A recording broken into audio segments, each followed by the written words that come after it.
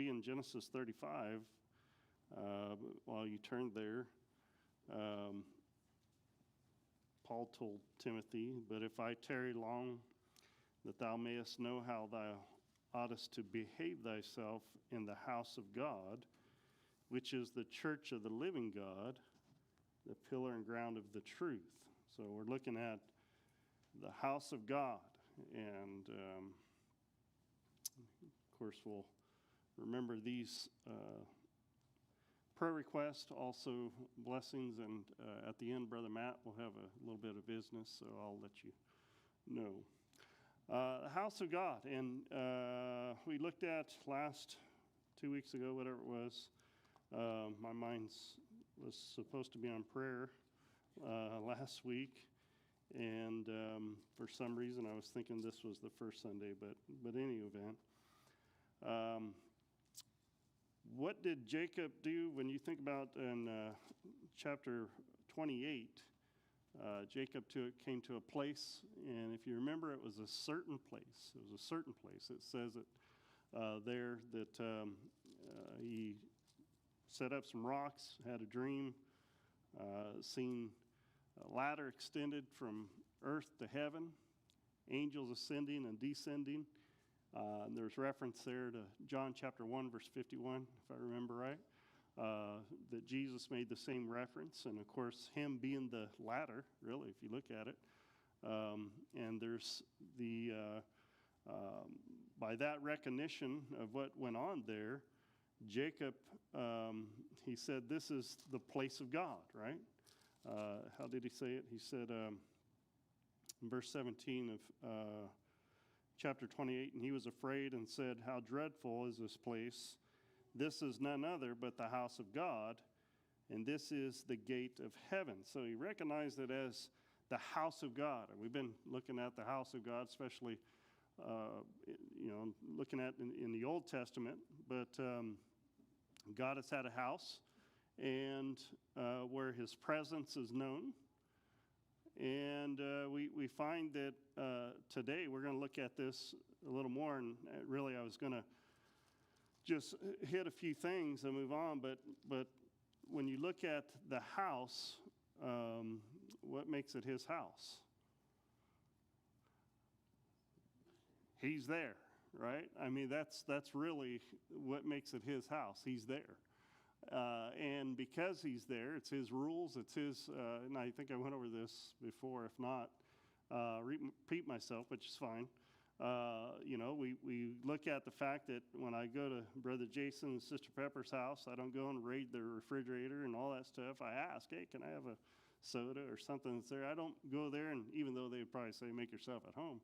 But I don't just go in there and just start, moving around stuff and saying, "Well, I think the couch looks better over here," and, all that, because it's not my house. It's their house. And so abide by their rules, by their, they've set these things up. And Paul talks about to Timothy that thou, if I have, don't get there in time, that thou knowest how to behave thyself in the house of God. There's things that are set up. Not only doctrinally, but also how to handle certain things within the house of God that God has already laid out. And he has the right to do and say and expect and look forward to things because it is his house. But Jacob recognized a certain place, and he recognized it as none other than the house of God. Jacob spent some time away, and we went over here very briefly, of course, his time away wrestling with God. And we know the story of Jacob. He had some learning. He had some growing up to do. He had some maturing that had to come about in his life. And, I often had read over a lot of things about Jacob and just thinking about, not that we're going to get too much into it tonight, but just the fact of how much that he went through in order to for God to get his attention, that he would finally surrender. There had to be a lot of things in his life. Again, I mentioned this last week, a lot of his He was a supplanter. He was one who deceived. He was one that, tricked his dad, his brother. There was a lot of things that Jacob had to learn before he got serious, I guess you could say, with God. And if you remember, he said, if I leave, if God takes care of me and blesses me, I'll be back. He made a vow. Chapter 28, he said, I'll be back. Well, it took some time, some 20 or so or plus years. After working for, 7 years for who he thought was getting his wife, Rachel. And then Uncle Laban said, no, you're going to have to work 7 more years if you want Rachel, because here's Leah, he's the oldest. And so 14 years there, and God did bless him. That's the key.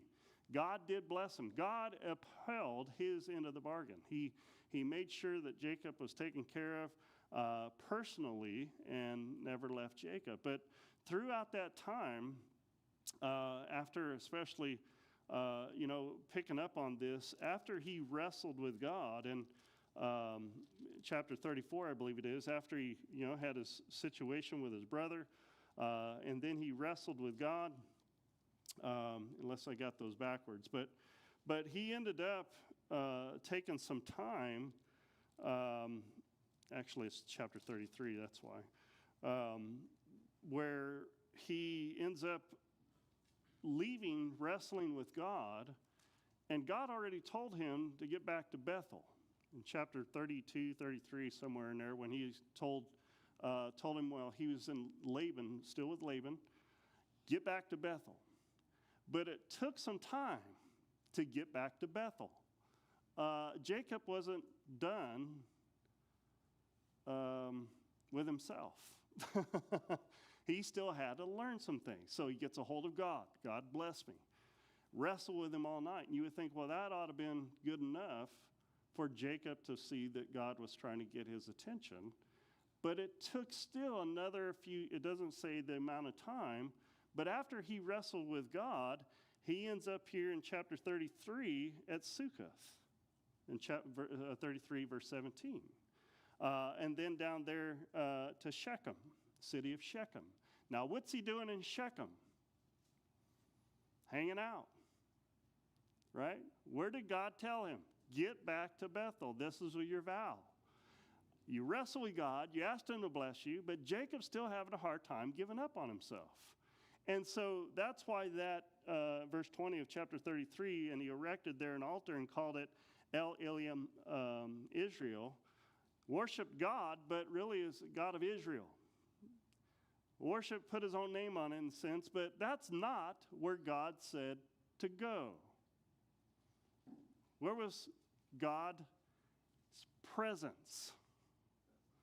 Bethel. Not here.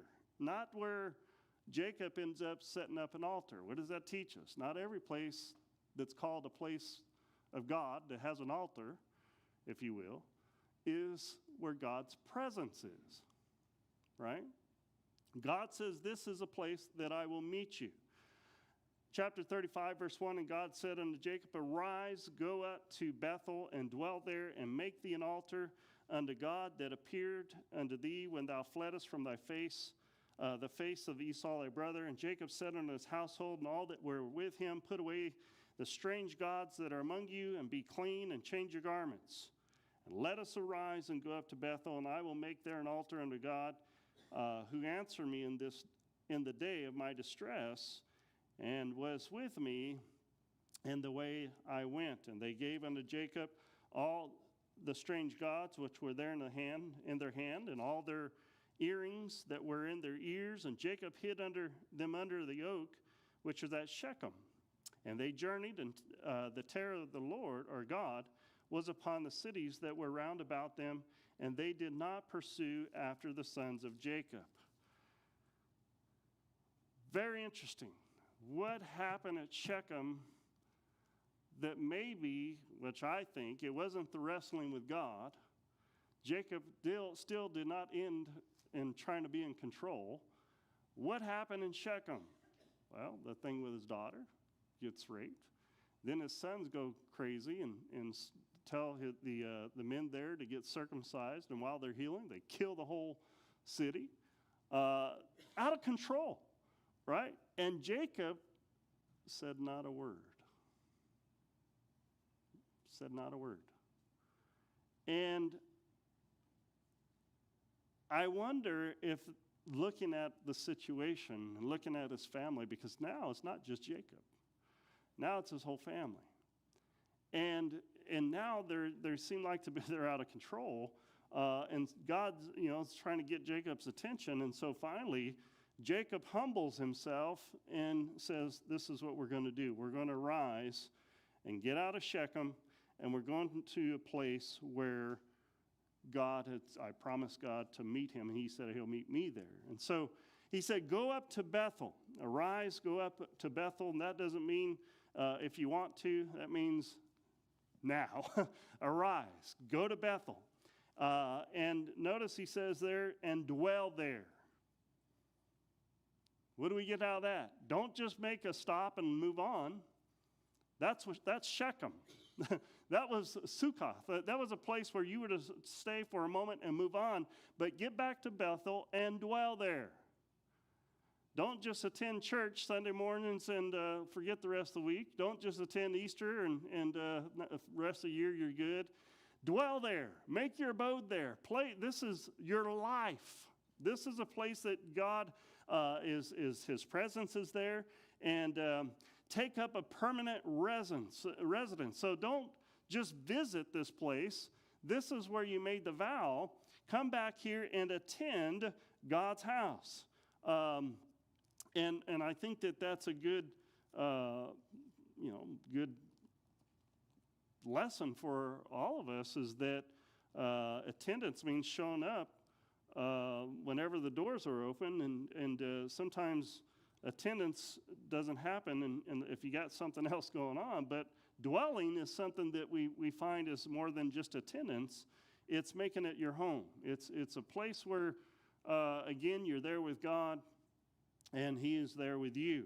And so we know that Hebrews 10:25 says, not forsaking the assembling of ourselves together, as manner some is, but, so you look at the fact of coming together, being in God's house, dwelling there, I think that you look at the book of Acts, you look at all these other places, they had people that gathered themselves together, and almost as though they met in Acts chapter 2 and others, they met every night. It was almost as they lived there, at least had maybe houses nearby that were pretty close, but they had their attention on God and, of course, one another at that time.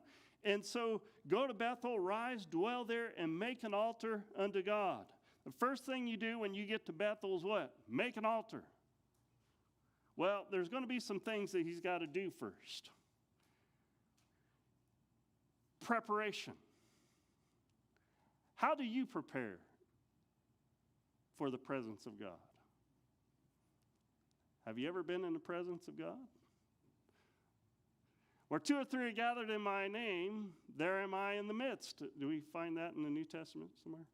Matthew, right? He says that. Did you know that right now, you're in the presence of God? Right? So how do we prepare? Or do we prepare? Is being in the presence of God something that's serious and we should prepare for? Yeah.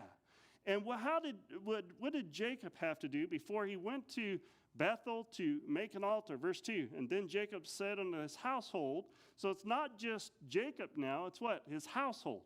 And to all that were with him, put away the strange gods that are among you, and be clean, change your garments, let us arise and go up to Bethel. First thing to in preparation to get ready to be in the presence of God is what? Put away strange idols. Did you know God doesn't compete with anything that is put in his place? If we're going to prepare to be in the presence of God, everything that really takes the place of God, idols, whatever they might be in our lives, have to be put away. And really, we shouldn't have them anyway in our lives. But if they're robbing God's time, if they're robbing God's word and in our thought process, put them away. And this Putting away is really an interesting word, because it doesn't mean just put some away. It means put them all away. And not just put them away somewhere where you can get a hold of them later. You know, that old saying that you put off sin, but you just set it down over there so that later on you can go and pick it back up. The putting away is putting away. Put it aside, put it away, take it off. Put away strange God, turn aside, remove them. And a lot of times what we think we can do is that we put those things down long enough to be in the presence of God, and then we walk out the door and then put them back on. But that's not what God says. If you're going to be in the presence of God, he says, put those things away. And complete removal. Not only just put them away, but remove yourself from them. Set them aside. And Jacob and his family had a problem. What was the problem? Idolatry. Well, how did that come about? Laban, right? Rachel ended up taking some, starts with a T, 2 months. Anyway, took some gods stolen, basically from Laban, hid them under a horse she was riding on. And there's a possibility that they took some more from Shechem as they left there.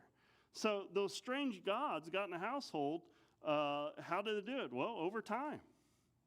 Right? Over time. They just accumulated. And we find that it wasn't as though somebody said, hey, we're going to fill up, our lives with these idols. They just accumulated over time. And we find that they were to take these things, of course, and set them aside. And we find later it says there that they buried them. They buried them under a tree. Put away the strange gods that are among you and be clean. And change your garments. And so put them away. What is the second thing? Clean up. Clean up. Not only put away anything that hinders your attention from God in his presence, but clean yourself up. And that gives the idea of mentally, physically, whatever it is. They did, of course, washing.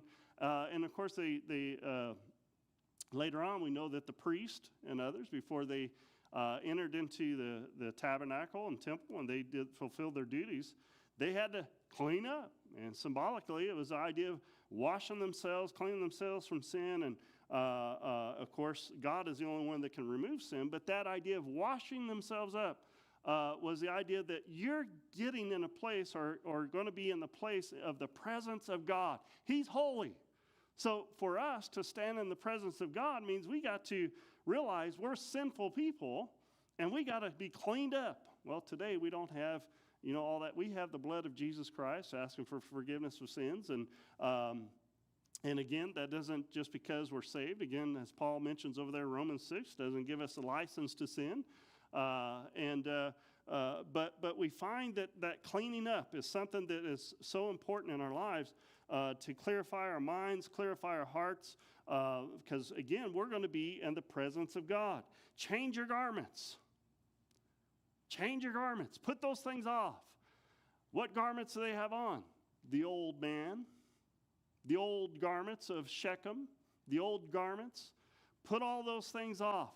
All those things that were there, and put on some new garments. And there's other passages that deal with that. But, there's some things that we get to go into the presence of God. When we look at the old man, there's some things for us to put off. The attitudes and all that stuff that come along with the old guy, right? We're standing or we're going to be in the presence of God, right?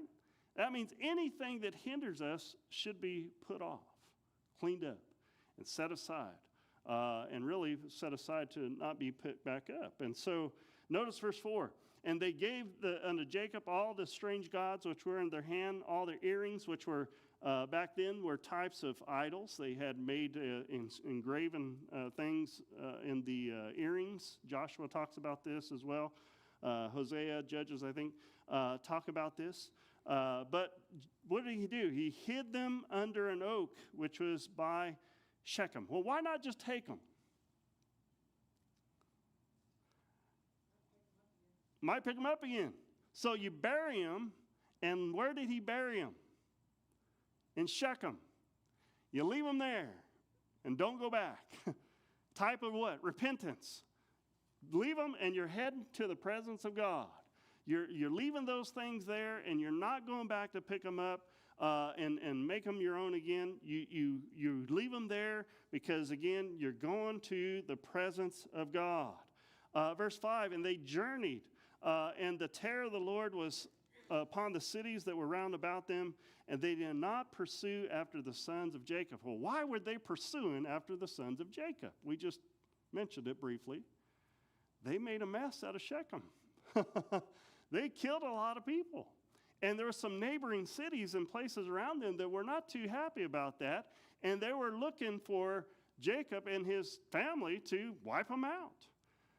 What's interesting here, though, is that when they made it, did that stop them from getting to the house of God? No. No excuses. Well, if we do this, then that might happen, and what ifs, and all that stuff. God said, arise, get up, go to Bethel. And it's interesting when people make that first step, that God, I'm not saying all the circumstances go away, but isn't it interesting that God works here to hold back the enemies? It says there the terror of God was upon them. I don't know exactly what happened there, but we know that when God, this wasn't just some army that rose up and was bigger than the other army. That something happened where God says, you're not pursuing my people. And they didn't. There was something that God did to cause Jacob's enemies to stay away. And it's amazing it happened after Jacob made the resolution, the idea that we're going back to Bethel. And all that trouble that of course, could have followed him. Again, there's consequences to all that. We see that in the birthrights later on, that Levi and all that. But anyway, the point is that they made some trouble. And actually, you can note Genesis 34, verse 30, where Jacob tells his kids, he says, you trouble me to make me a stink among the other nations. You cause so much problems that the inhabitants of the land, they're after us, and my reputation is downhill. And really, Jacob, again, it doesn't say that he had the idols, nor does it say that he was the one that killed the people in Shechem, but who's the responsible one? Jacob.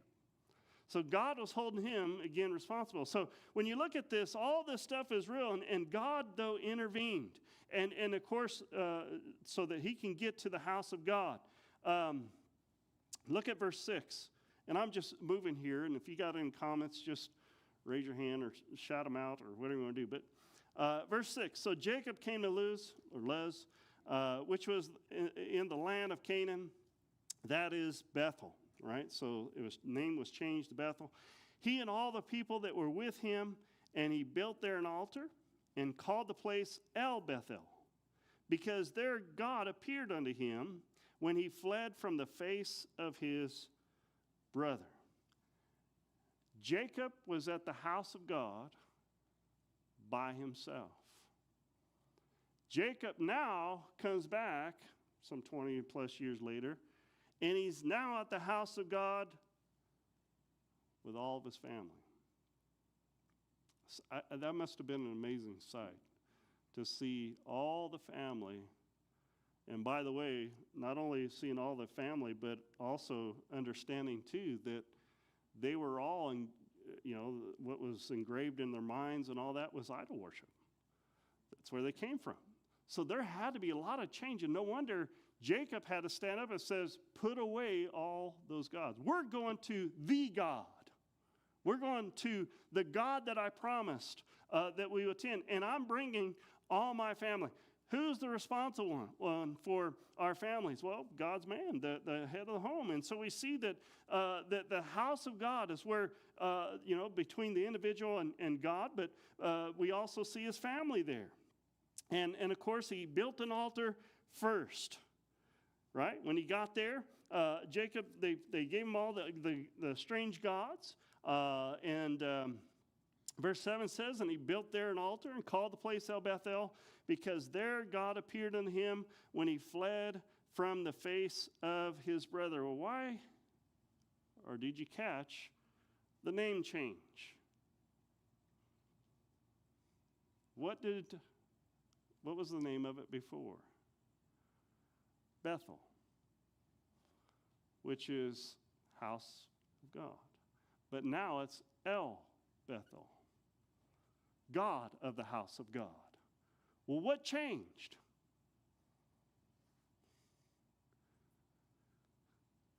The God of the house. That's what, and Jacob's understanding that it's not the place. It's the God of the house. That is so important. And Sister Phyllis said it right off the bat. What makes it God's house is that of his presence. The house of God, of the living God. It's his house. And his presence is so important. So now we understand why the idol purging and the cleansing and taking off of the garments is because you're going in the presence of God. And God is always at the center of his house. And he says, go there and make an altar. Well, you can't make an altar of worship if you got all that stuff that you're bringing with you, because the altar is the idea of surrendering. Making your bodies a living sacrifice, right? Surrendering to God. And so he called it El Bethel. And so Jacob was captured in Genesis chapter 28 by the place. This must be the house of God. But now, this is God of the house of God. The wrestling, the blessings, the taking care of Jacob, no doubt was something that got his attention. And they not only, when you look at this and think about a lot of people that coming out of church, there have been many here that have come and visited and over the years, and they've left and they came back. And it's interesting, some of the comments that, but even in others that they come and they leave, they say, well, when I came there, the first time I was there, I felt the presence of God, like if he was speaking to me. And then, you know what, I just left and I carried on and went to all these other places and churches and all that stuff, so-called churches. But they come back and they say, wow, I just never got the fulfillment as I did when I was here at God's house. Why? It's not the house. It's the God of the house. That makes a whole difference, the whole difference. And so Jacob is mature and he's captured not by the house, but the person of the house. The person of the house means more to him than the house. And if we can get that in our minds, that the person is more important than just being at church. It's important to be at church, but who are you meeting there? God. And it's him. He's the one that's more important than anything else. Little maturity here? Yeah, a lot of maturity. And I think, again, you look at someone that's young, a young man, a young woman, they're interested. I went down to church, and, but the older you get, it's more about the person of the house than the house. Look at verse 10, going through here. And God said unto him, thy name is Jacob, thy name shall not be called any more Jacob, but Israel shall be thy name. And he called his name Israel. And we talked about this briefly, so I won't bring it up too much. But again, in Peniel, he called him Israel then, but that was in private. Now, he's at the house of God and publicly acknowledges him as what? Israel, which is cool. Because again, he's got his whole family there. Right? His whole family's there, and they're all in church, if you will. Now, we understand that it wasn't church, but they're at the house of God. And so they all got together there, and not only Jacob now, but his whole family, and he called him Israel, which really Israel was to worship at the house of God, right? Later on, as we'll see that later on. But so there was a confirmation in his name change. As Jacob recognized God of the house, God recognized Jacob as the one who prevailed over God, or the prince of God, the one that overcome and wrestled with God, he overcame. And the idea is that Jacob, in overcoming, really he humbled himself, and God was able to use him. And so we see this transaction, and Jacob, again, he's not alone. Got a few minutes. Why is God of the house so important? The house of the living God. Well, turn real quick to, I'm going to spit these out. Someone read Judges chapter 20, verse 18.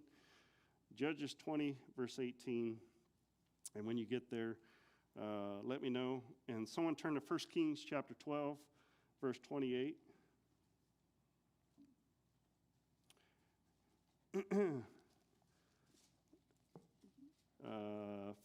Judges chapter 20, verse 18. If you have it, just go ahead and read it. And the children of Israel arose and went up to the house of God, and asked counsel of God, and said, Which of us shall go up first to the battle against the children of Benjamin? And the Lord said, Judah shall go up first. Go down to verse 26 through 28. Then all the children of Israel and the people went up, and came unto the house of God, and wept, and sat there before the Lord, and fasted that day until evening, and offered burnt offerings and peace offerings before the Lord. And the children of Israel inquired of the Lord, for the ark of the covenant of God was there in those days. And Phinehas the son of Eleazar, the son of Aaron, stood before it in those days, saying, Shall I yet again go out to battle against the children of Benjamin my brother, or shall I cease? And the Lord said, Go up, for tomorrow I will deliver them into thine hand. All right, the house of God, the house of God. Even later on with Bethel is called the house of God. In 1 Samuel chapter 7, verse 16, the ark is there. But someone who has 1 Kings chapter 12, verse 28 and 29. Did I say that? I did, right? Whereupon the king took counsel, and made 2 calves of gold, and said unto them, It is too much for you to go up to Jerusalem. Behold thy gods, O Israel, which brought thee up out of the land of Egypt. And he set the one in Bethel, and the other put he in Dan. Okay. The house of God, same location, Bethel. But now what happened in 1 Kings chapter 12? False gods. Jeroboam set up false calves, said, These be your gods. Where were they at? Bethel, right? One of them was at Bethel, the other one Dan. When you look at this, Bethel was still Bethel. The land didn't change. The location didn't change. What changed? The presence of God. That changed. Because they started worshiping idols. They started putting idols in God's place. Someone turn to Hosea 4, verse 15. And 2 Kings, I have all these verses. And 2 Kings chapter 23. Someone get Hosea 4, verse 15.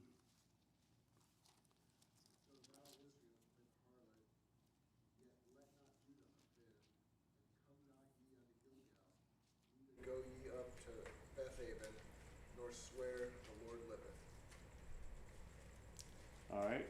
I don't know if that was the one I was looking for. I had that verse, but come up to Bethaven. He talks about Bethel there. But in Amos 4:4, he calls Bethel to transgress. There's a verse that I'm looking for. What was Hosea 4:15? Bethaven. Anyway, it was Bethaven. Yeah, Bethaven, that's it. Bethel was changed to Bethaven. Well, what's the name of that? The house of vanity, or house, it was no longer the house of God. Bethaven. If you look that up, Bethel, no longer the house of God, but a house of vanity, a house of because they were worshiping idols. And all the prophets begin to talk about the fact that Bethel was changed to this place of idols and vanity. In 2 Kings 23, verse 15, Josiah destroys the altar at Bethel, right? So what made the difference? the presence of God, right? Same place, same location, but different presence. Is the presence of God important? Well, when you jump over there to 1 Samuel chapter 4, Israel, after, idol worship and not doing, of course, the house of Eli and all that stuff, what do they do against the Philistines? They take the ark of God and they say, we're going to battle the Philistines. Let's get the ark. Well, why did they do that? Because that represented the presence of God. And the Philistines were like, there's God. They shouted, Israel shouted, we've got God on our side. Well, come to find out, they were just using it as what? A good luck charm, right? And God really wasn't in their presence. And we find there Ichabod was the name of one of the kids there, which meant God's presence was removed. Does the presence of God mean something? Absolutely. Same place, same location with Bethel, but the presence of God, you can have the ark, you can have all that stuff, but the presence of God means something. Last verse, just for New Testament back and forth, Revelation chapter 2. And then we'll end here. The house of God, the house of the living God. Timothy said, or Paul told Timothy, you have to know how to behave thyself in the house of God, right? The house of the living God. So it doesn't matter. It does matter, but of all the things that happen within God's house, they need to be God's way, right? And we see there in the church at Ephesus, there, chapter 2, verse 1, that, and you can read these, but what did he say? I know your works. I know what? Your labor. I know your patience. How thou canst bear them that are evil. Thou hast tried them which say they are apostles and are not, and hast found them liars. Thou hast borne and hast patience. Verse 3, for my name's sake hast labored and hast not fainted. Nevertheless, I have somewhat against thee, because thou hast left what? The first love. They forgot somebody. They left somebody. God, right? And they had all the things in place. But there was one thing that really was more important than everything that they did. God. Does his presence matter? Absolutely. And Jacob recognized that later on in his life. He recognized that the presence of God was more important than, yes, the house of God's important, but God is what makes the house. It doesn't matter. Ephesians said, I know what all those things you do, but if you don't have God in the center of it, it doesn't matter. And he says, get it right or what? I'll remove candlestick. Basically, I'm out of here, right? And so the presence of God is important. And so God's presence is felt in his house.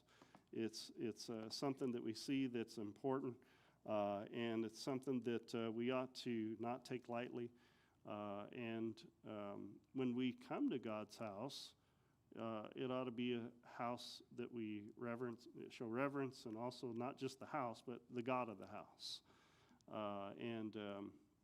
Because we're standing, bowing before an almighty God that deserves worship and our full attention. So anyway, pretty cool looking at Jacob and looking at what he realized. And it took him some time to get there, right? Took him some time to get there. And sometimes it takes a little bit to get us to a place where we recognize God of the house. It's not just going to church. It's not just, it's God that we're worshiping. And he's the one that matters. But, when we think in our minds, we're coming here to the house of God, this building, we know, it's the people, but at the same time, when Jacob built the altar there was no walls around. That's right. There was no temple yet built that God told him to build.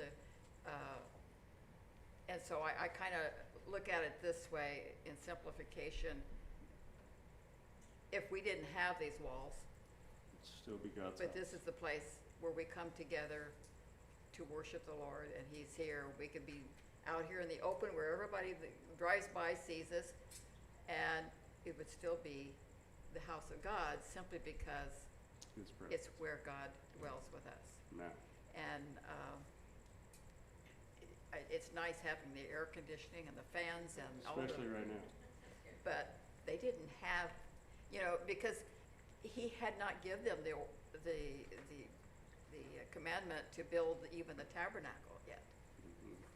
So I think about all these people coming there, and they're just gathering around and worshiping together. Now, It just we kind of look at it sometimes, at least some might look at it, well, it's building, and no, it would still be people. if we were just out here on the lawn. that's right.